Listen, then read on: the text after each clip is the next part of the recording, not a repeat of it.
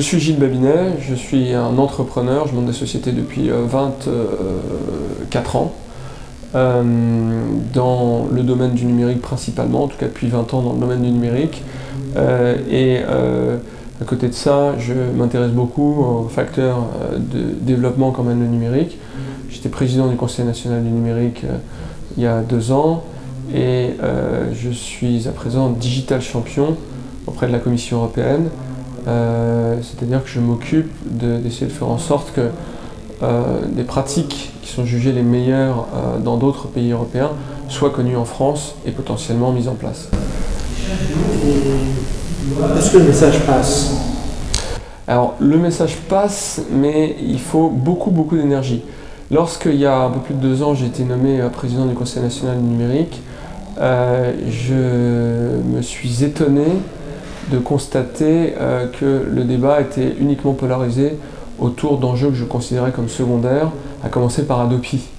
Je pense que Hadopi n'est plus le débat, on vient d'en reparler dans le cadre des annonces du plan Lescure, mais néanmoins, le débat a réussi à se polariser sur des choses qui sont plus importantes, à savoir le développement économique, l'inclusion sociale par le numérique et d'une façon générale, la modernisation de la société et de l'État. Moi, ce qui me surprend en France, c'est qu'il y a beaucoup de discussions, il y a beaucoup de réflexions, et on a le sentiment que ça n'avance pas. Est-ce que vous pouvez donner quelques pistes de ces raisons? Alors, c'est vrai que moi j'ai été très critique et parfois excessivement parce que je trouvais que les choses n'avançaient pas du tout et j'ai parfois eu des pics qui m'ont été beaucoup reprochés à l'endroit des institutions. Je pense que ça n'avance pas assez vite, mais il y a parfois des moments d'accélération assez soudains. Le président de la République a fait il y a 2 semaines une quinzaine d'annonces, une vingtaine d'annonces qui sont franchement tout à fait notoires et importantes et qui méritent d'être soulignées. Et beaucoup d'entre elles concernent l'économie numérique, concernant le financement de l'innovation au sens large, concernant le fait de moderniser la fonction publique et l'ensemble de ces choses sont des choses qui étaient très attendues et personnellement j'avais perdu espoir que ce soit un jour réalisé. Alors Michael Porter parle de la compétitivité des nations, dont le numérique est un fondement de la vie. La France n'est pas très bien placée, a perdu des positions. De place, ouais. Est-ce que le temps de l'administration est-il compatible avec la possibilité de réussir cette révolution numérique?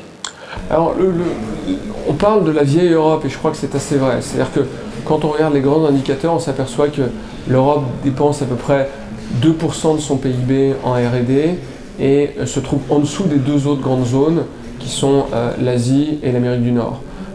Et malheureusement, la France ne fait pas exception. On est également en retard. Ceci étant dit, j'ai la conviction que ce qui est important, c'est que le sommet de l'État et la société civile s'emparent de ces enjeux. Une fois que c'est fait, ça va assez vite et l'administration n'est pas, à mon avis, le frein principal. L'administration est un rouage qu'il faut mettre en œuvre dans la bonne direction, ce qui n'a pas encore été fait. Je pense qu'il y a une prise de conscience progressive, elle n'est pas assez importante. Je pense qu'il faut réformer par et pour le numérique de façon extrêmement forte je ne désespère pas que ça ait un jour lieu. Je constate que récemment, il y a eu quelques bons pas dans la bonne direction. Aujourd'hui, il y a un grand débat sur le télétravail. Je voulais parler, dans le colloque, de la nécessité d'expérimenter. J'ai le sentiment, si dans les provinces françaises, on ne capitalise pas assez sur l'expérience des autres pays. Pourquoi est-ce qu'on a cette tendance à vouloir repartir de zéro? Pourquoi est-ce qu'on ne capitalise pas sur les meilleures pratiques des autres pays? C'est un très bon point. J'ai récemment fait un rapport qui est accessible sur le site de l'Institut de Montaigne, un New Deal pour le numérique. Ce rapport s'est largement inspiré de ce qui se fait dans les autres pays. Et nous disons de façon claire d'ailleurs qu'il est important de s'inspirer du benchmark, c'est-à-dire de la comparaison à des meilleures pratiques dans les autres pays. Les Français ne font pas ça. De façon générale, les Français sont assez forts pour inventer des dispositifs ex nihilo, et pourtant, dans le domaine numérique, aussi bien ce qui se passe dans les pays développés que dans les pays en développement est parfois extraordinaire et peut assez facilement être transposé dans notre pays.